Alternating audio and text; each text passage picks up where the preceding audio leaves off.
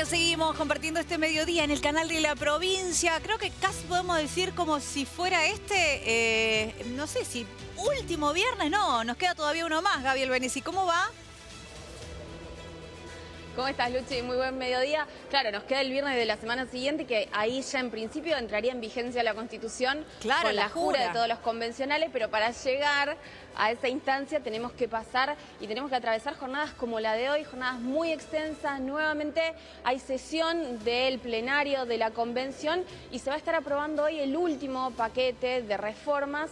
Y además es el que incorpora la mayor cantidad de derechos nuevos y que además actualizan algunos de los que teníamos en la Constitución Provincial del 62 y temas además que generan mucha cercanía con la sociedad. Estuvimos hablando mucho en los últimos días, Luchi, de la controversia en torno, por ejemplo, al artículo 3, que plantea la relación del Estado provincial con la Iglesia. Bueno, ahora nos vamos a meter de lleno en eso, pero lo cierto es que es una jornada muy importante con una variedad de temas e insisto con esta diferencia con las sesiones que tuvimos en los últimos días, en donde lo que se discutía era la redistribución del poder, el funcionamiento y el ordenamiento del Estado, tanto del poder legislativo, ejecutivo, judicial. Bueno, hoy toca una jornada para pensar los nuevos derechos para la sociedad santafesina.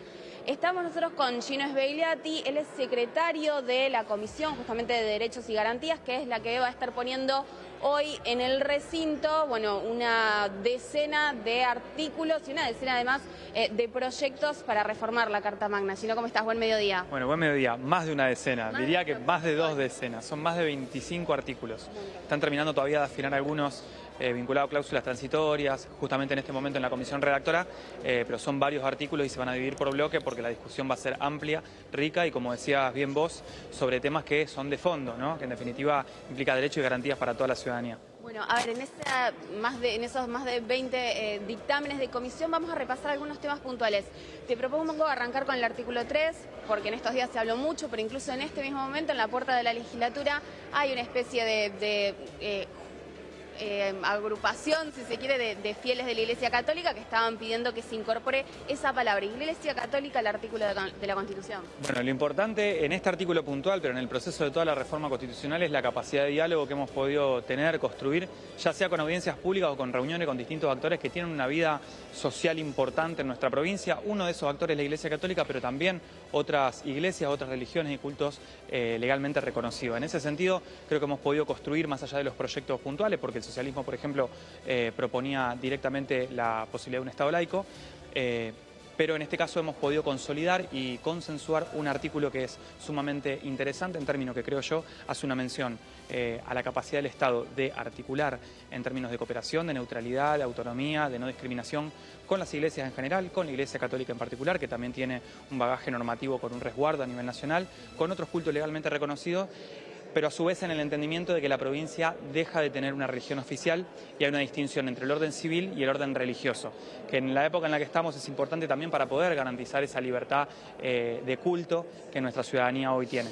¿Queda con mayor libertad de culto o mayor autonomía incluso respecto de lo que plantea la Constitución Nacional?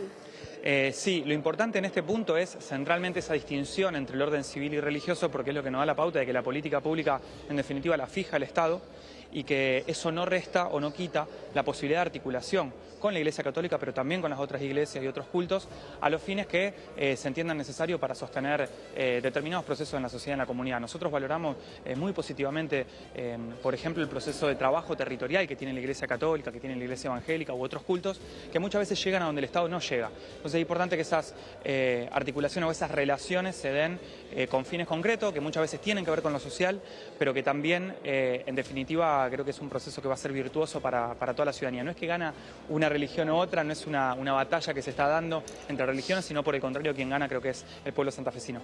Gino, a ver, pensando en artículos que están en la Constitución Provincial y que requerían de esta actualización, por ejemplo, educación. Se habló mucho de esto, se discutió un montón también en audiencia pública.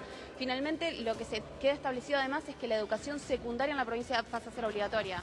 Exactamente, la educación secundaria pasa a ser obligatoria. También actualizamos algunas cuestiones como, por ejemplo, lo que es la educación ambiental, la educación para el trabajo, la cuestión de la conectividad. Creo que hay elementos que son de la actualidad, que 60 años atrás en la Constitución anterior no aparecían.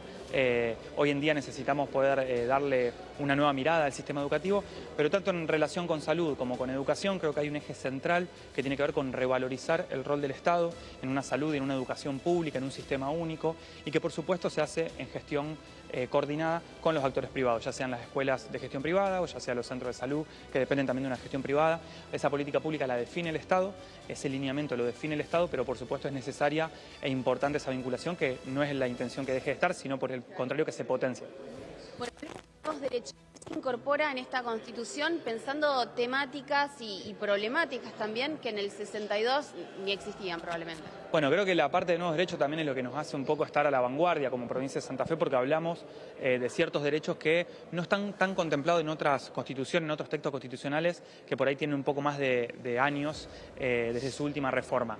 Un eje central creo que tiene que ver con los derechos digitales. Estamos hablando de la posibilidad de que las personas puedan tener una mayor protección en los entornos digitales. Estamos hablando de algunos derechos que tienen que ver, por ejemplo, con el trabajo y la conectividad, como es la desconexión digital, en un mundo donde las pantallas pasan a permear todos los ámbitos de nuestras vidas y donde, en definitiva, creo yo, el Estado también tiene que tener un rol, sobre todo cuando suceden, por ejemplo, casos de ciberdelito, con el caso de los niños y las niñas que requieren una tutela preferente porque están sometidos a posibles acosos, a posibles situaciones de abuso, de grooming, de bullying que se dan en el ámbito digital. Pero también hay otros derechos que son importantísimos para nuestra historia reciente en la provincia de Santa Fe, como es la cuestión del agua, la cuestión de la accesibilidad, de entenderla como un recurso, pero más que como un recurso, como un bien común, y la cuestión del ambiente, que también tenemos una provincia que hace muy poquito tiempo, entre 2020 y 2022, se han quemado más de 300.000 hectáreas de humedal en el delta del Paraná. Bueno, creo que es importante poder reflejar esas cuestiones de derechos ambientales que no estaban mencionados 60 años atrás, pero que hoy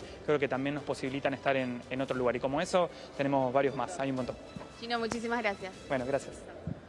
Bueno, Luchi, hasta ahí escuchábamos entonces sumamente amplio el temario para la jornada de hoy y temas además que generan controversias sin dudas. Hay posiciones distintas en prácticamente todos los temas que iba mencionando Gino respecto de otros espacios políticos.